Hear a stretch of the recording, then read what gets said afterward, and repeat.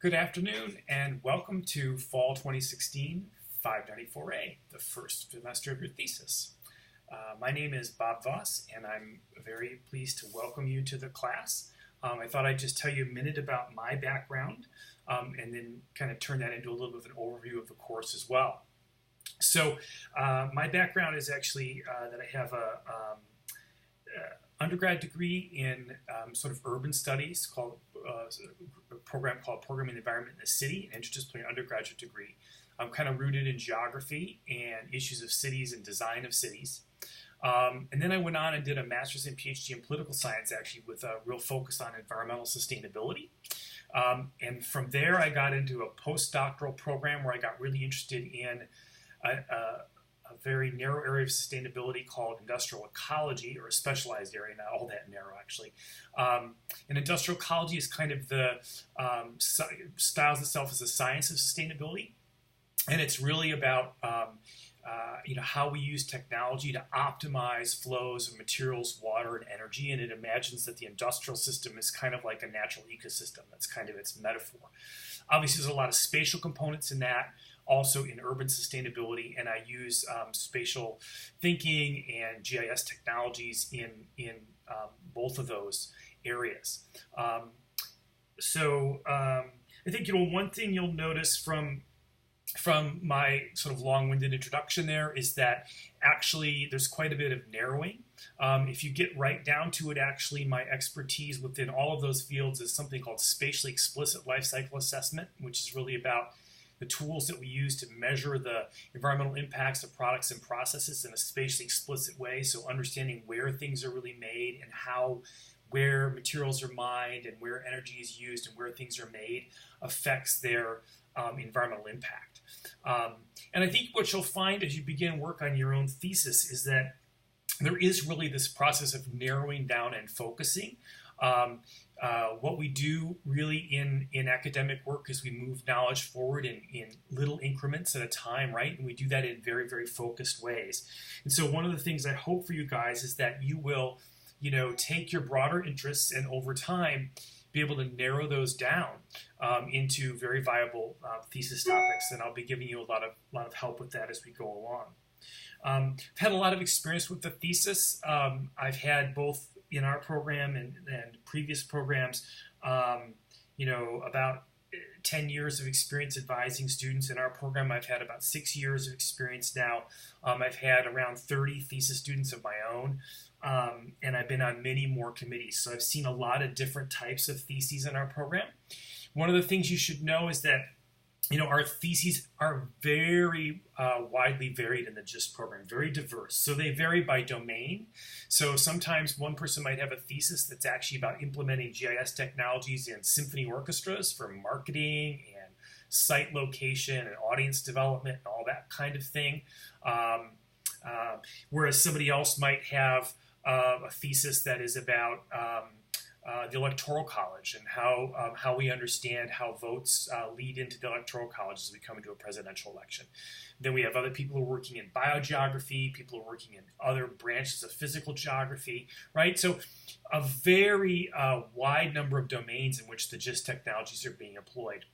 And then the other dimension that our theses vary on is really the dimension of what kind of GIST they're using, right, or GI science they're using.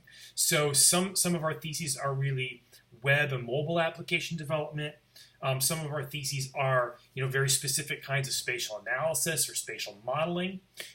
You might think of this in a first cut kind of way, as thinking about each thesis kind of represents in one main way, maybe one of the elective courses in the GIST program that you would have taken, right? So you can see that one of those elective courses would kind of predominate. So you might have a remote sensing thesis or a project management sort of thesis primarily. Each thesis it'll have maybe a major elective, and then it'll have some of the stuff a little bit from another elective. But in terms of the domain, in terms of the type of GIST that it's doing, it will be really from kind of probably predominantly one elective. I'll also mention that right now is a good time to try to see a defense. If you haven't seen a defense, all of our thesis defenses in our program are public, and we have a deadline coming up in about 3 weeks. So I actually have a student defending next week. There's a lot of defenses coming. His will be advertised in just the next few days. Actually, his is in about 10 days. And anyway, you'll see these advertisements coming through the GIST Student Blackboard. And it'd be a really great idea if you could, at the beginning of this semester, drop into one of those. And I'd certainly welcome you at my student's defense. Jared Reed, who's done a thesis on least cost path modeling for urban light rail in Houston, Texas. So our course this semester, a few quick notes about that. You'll see most of this information in the syllabus and so on, but I'll just draw your attention to it. You have an important choice to make in the next week or two. Either you will be continuing with a prospectus that you started in 587 and maybe have done some revising of since then, or you will be perhaps beginning new with a new, totally new prospectus, and then leading, obviously everybody leads to a thesis proposal by the end of the semester. Don't panic if you're starting with a new prospectus. Many students do. If you stay on the deadlines that we've set this semester, you will make it to a thesis proposal at the end, and you will finish your thesis in 2 semesters. But you have to pay careful attention to those deadlines and really staying on top of them. If you're in a fortunate position, perhaps, where you have a prospectus already in hand, I would encourage you to revise that quickly, get it submitted to me as quickly as possible, and then jump ahead. In particular, think about jumping ahead to the week 8 assignments. This will give you a little more cushion than some of your colleagues have in terms of in terms of meeting the deadlines. One thing that I've done to make things a little easier for you this semester in terms of meeting deadlines is the entire course is available on Blackboard from the beginning. All the assignments are there. All the course notes are there. So if you'd like to work ahead, please work ahead. I will give feedback each week on whatever work is turned in by that date, right? So all of our assignments are due on Sunday nights.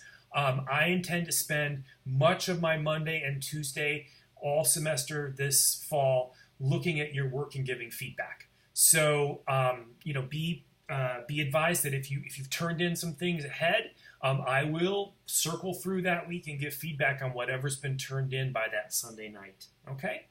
So with that quick introduction, I'll just say welcome. I'm at my home office today. It's Saturday afternoon here. I'm anticipating a busy Monday on campus when classes are starting there and lots of things are going on, so I thought I'd get a little jump on it. Please do stay in touch. This is a course where you and each of you and I and together we will work very closely, even as a class, with peer reviews and so on. So please stay in close touch with me. Don't hesitate to send an email if you have any questions. We can set up individual appointments and so on. Again, it's a pleasure to have you all, and I look forward to leading you through to successful thesis proposals this semester. Cheers.